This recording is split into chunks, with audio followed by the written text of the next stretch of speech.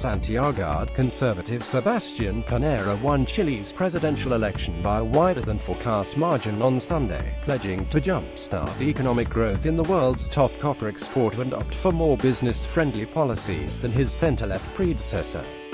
Chile's electoral authority called the election for former President Pinera, who won 54.58% of votes compared with 45.42% for the center-left Alejandro Guillier, in a race that had been considered a toss-up. In the end, the 68-year-old Pinera, who governed from 2010 to 2014, won more votes than any president since Chile's return to democracy in 1990. It was also the biggest ever loss from the center-left coalition that has dominated Chile's politics since the end of Augusto Pinochet's dictatorship. Neither Pinera nor Guillier marked a dramatic shift from Chile's long-standing free-market economic model, but Pinera's victory underscores an increasing tilt to the right in South America following the rise of conservative leaders in Peru, Argentina and Brazil. He is due to be sworn in on March 11th. Despite our great differences, there are large points of agreement, Pinera said of Guillier as his supporters waved Chilean flags in downtown Santiago. In the streets of Santiago's wealthy neighborhoods, where Pinera took some 90% of votes, residents blared the horns in support. His concession speech, Guillier called his 9-point loss a harsh defeat, and urged his supporters to defend the progressive reforms of outgoing President Michelle Bachelet's second term. Pinera defeated Guillier, a former TV anchorman and current senator, by painting his policies as extreme in a country known for its moderation, and likening him to Venezuela's socialist president Nicolas Maduro. Guillier had championed Bachelet's agenda of reducing inequality by making education more affordable and overhauling the tax code. Invest favorite in the $250 billion economy, Pinera's proposals are seen as pro-mining in a country where copper is king.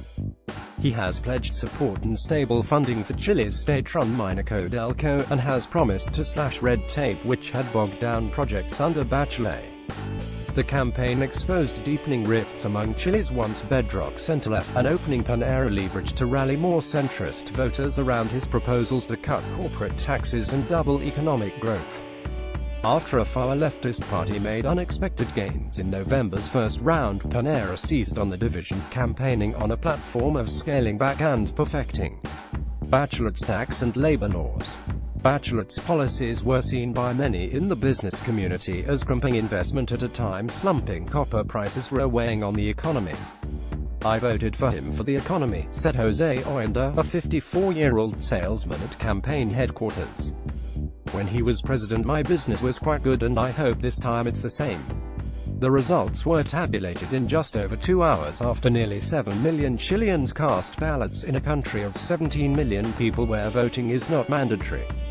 Billionaire turned president, the son of a prominent centrist politician, Pinera is a Harvard-trained economist who made his fortune introducing credit cards to Chile in the 1980s.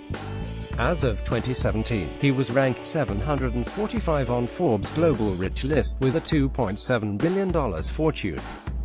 Over months of aggressive campaigning, the former president brandished his business success and first term in office as proof of competence, contrasting himself with Guillier's relative lack of political and executive experience.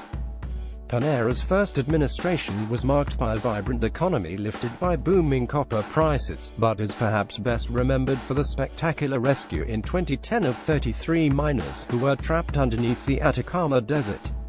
His time in power was also marred by incessant street protests by thousands of students seeking an education overhaul, while his government's responses were often seen as out of touch. Pinera has promised to make Chile the first country in Latin America to achieve developed nation status in the Organization for Economic Cooperation and Development, a Paris-based club of wealthy nations. "Some things have to be fixed: health, pensions, a lot of discrimination in Chile," said Laura Garcia, 64, who works in a cleaning company. "I have faith in Pinera.